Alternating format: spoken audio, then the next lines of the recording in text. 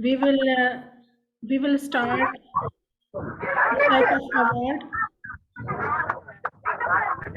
Please wait a minute.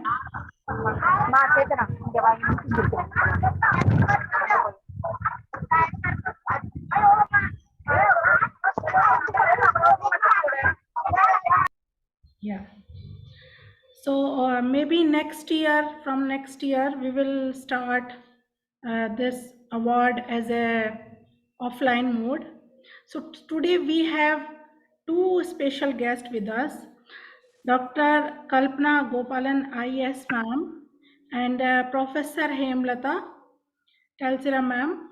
So first of all, I want to thanks about our chief guest, our special guest, Dr. Kalpana Gopalan ma'am, and she is a well-known personality in the field of administration, and she is a PhD in Master in Business Administration, and means last 3 years she is with us, and continuously she is helping us, and she is guiding us in different matters, and she is giving us opportunity to interact with Dr. Kalpana Gopalan ma'am.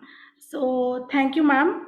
And ma'am, please say a few words to the awardee uh, about women empowerment and about women, because you are continuously working in this field from last so many years. I saw your videos, I saw your so much work on social media, so you are continuously you are working on the women. So please say a few words about women empowerment of women, and to our awardees, because they will listen you, and they will encourage, means they will feel motivated to listen you. So please ma'am, say a few words. Thank you very much, Dr. Garima. Are you able to hear me properly? Yes ma'am, yes ma'am.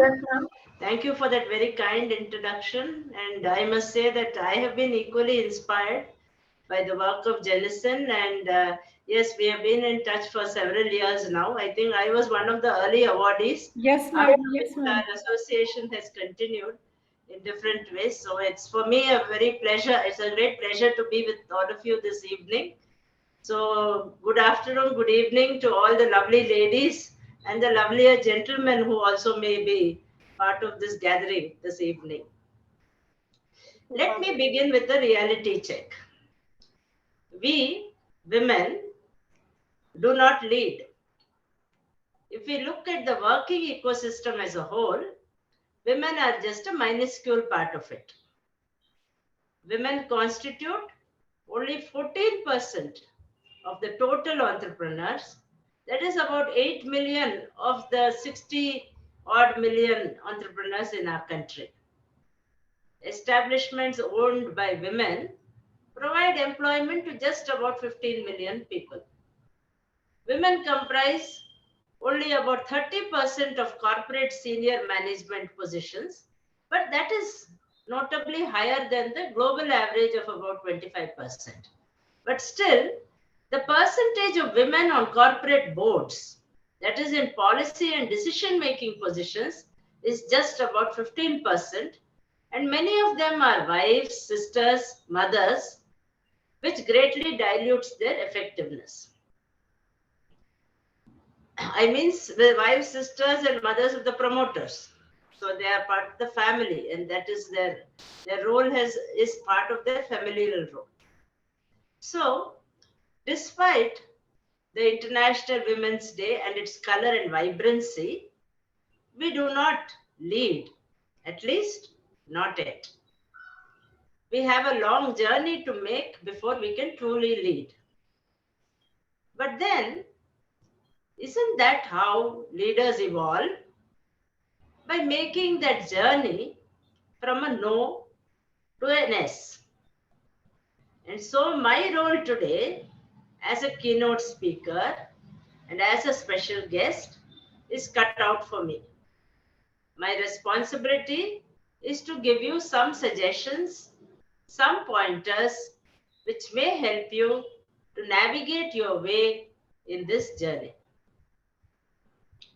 So let us look at what we need to do. First, seek and search. Information, information, information is key. Be a seeker and a repository of knowledge. A woman entrepreneur has to familiarize herself with all the different opportunities, assistance, schemes, programs, and institutions that are available to encourage women entrepreneurship. Generally, Indians as a whole, and Indian women in particular, tend to rely on family or friends or their cousin, sister in law for information. Well, there's no need to cut off the grapevine. After all, there's great pleasure in human interaction.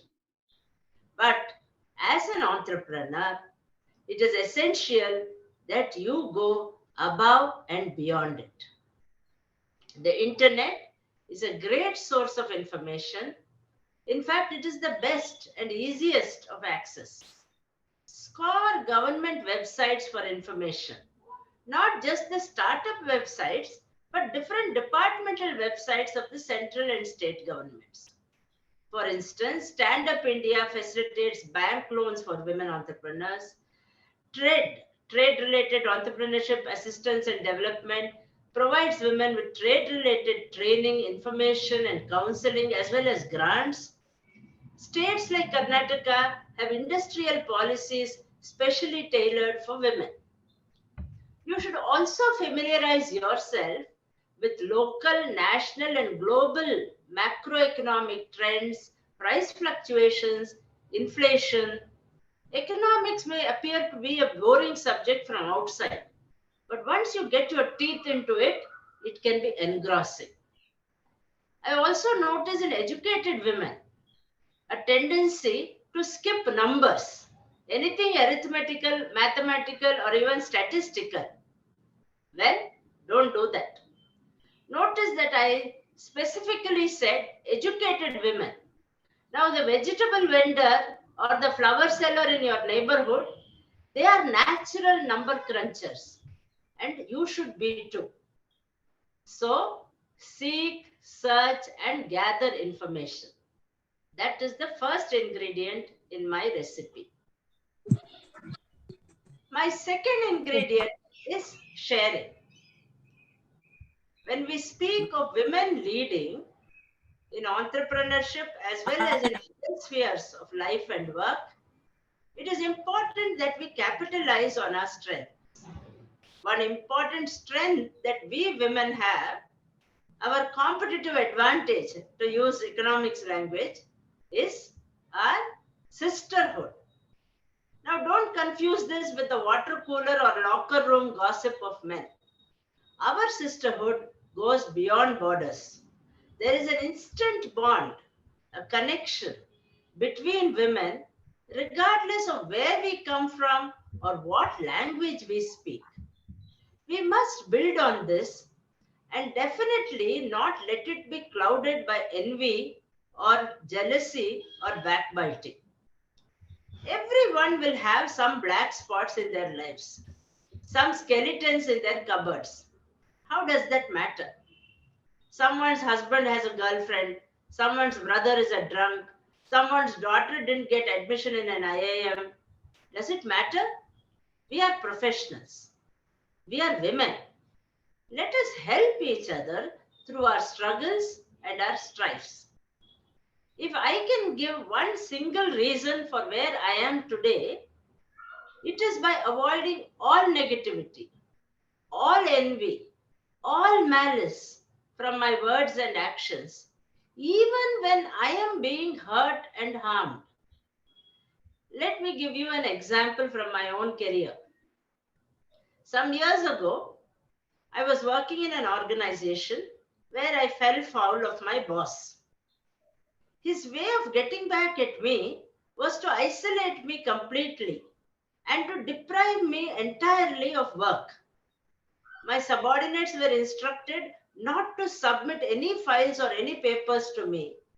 And the entire organization, and it was a very large organization of about 60,000 personnel, they were told not to approach me for any reason whatsoever. So much so that when one officer wished to invite me for his son's marriage, he met my husband and gave him the invitation because he was too scared to meet me.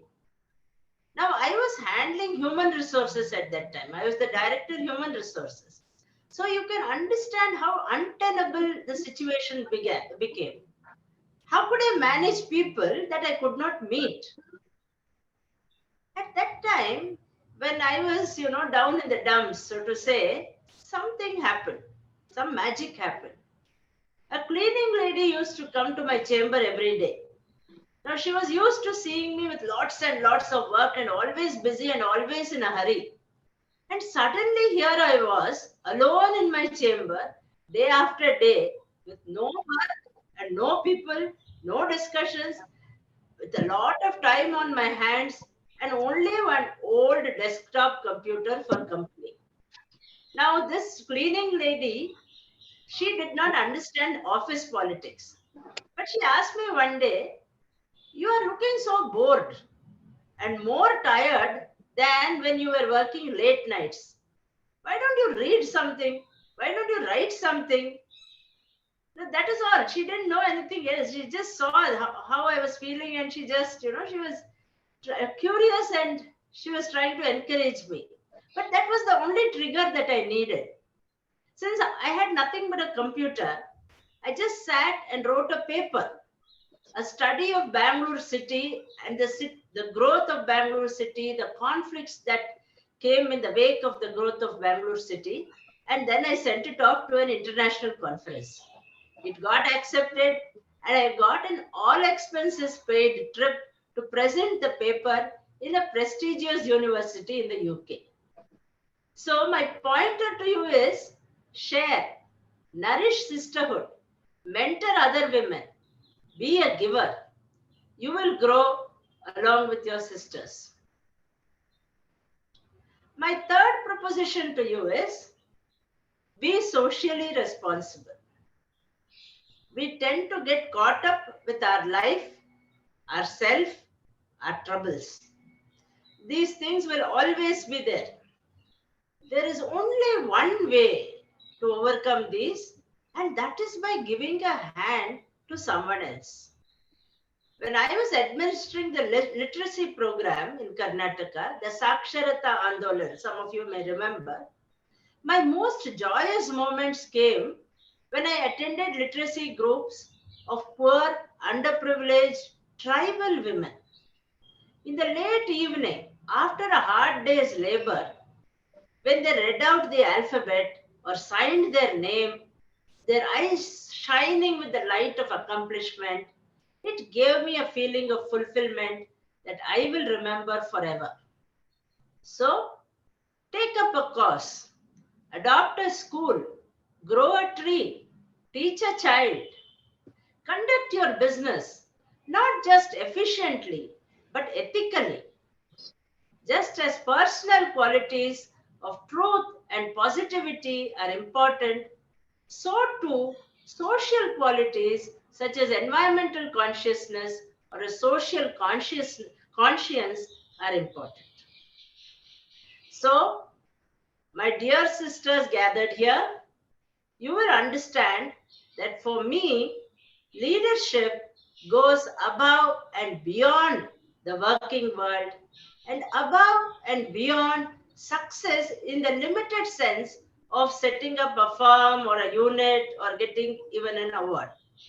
Seeking and gathering information and knowledge, sharing and building sisterhood, and developing a social consciousness and being socially responsible. These are the recipes for our success as women, as leaders, and as human beings. They involve a growth and change of our personalities and the transformation of the ecosystem that nourishes us and which we too have to nurture. Then we will lead. We will lead not just as professionals, but as social entrepreneurship as well. Thank you all. Congratulations on your awards and good luck for the future. Jai Hind. Thank you, ma'am, for nice speech and encouragement.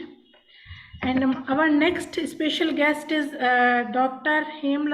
Professor Hemlata Telesara, and she is an Indian educationist, writer, researcher, teacher.